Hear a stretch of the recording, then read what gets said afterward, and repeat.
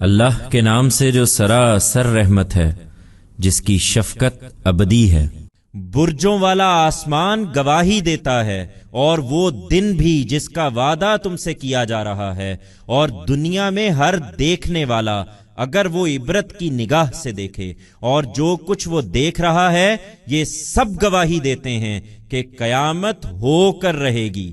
اس لیے مارے گئے ایندھن بھری آگ کی گھاٹی والے جب وہ دوزخ میں اس پر بیٹھ گئے، اور جو کچھ وہ دنیا میں ایمان والوں کے ساتھ کرتے رہے اس کا نتیجہ دیکھ رہے ہیں۔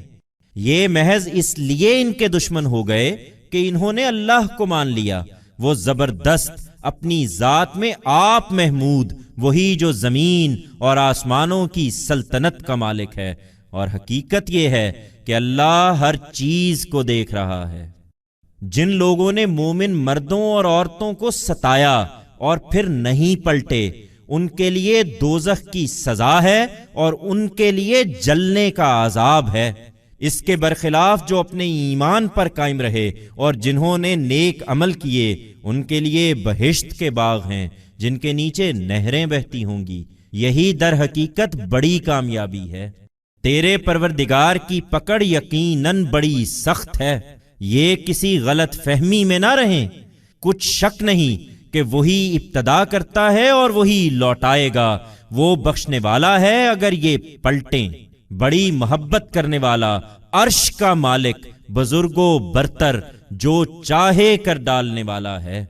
تجھے ان لشکروں کی خبر پہنچی ہے جو اسی طرح سرکش ہو گئے تھے، فرعون اور سمود کے لشکروں کی؟ پھر کیا یہ کوئی جھٹلانے کی چیز ہے؟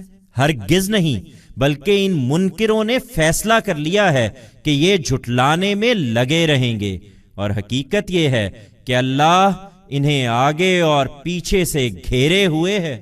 نہیں، یہ کوئی جھٹلانے کی چیز نہیں ہے، بلکہ یہ بلند پایا قرآن ہے، ہر شیطان کی در اندازی سے بالا تر، یہ لوح محفوظ میں ہے۔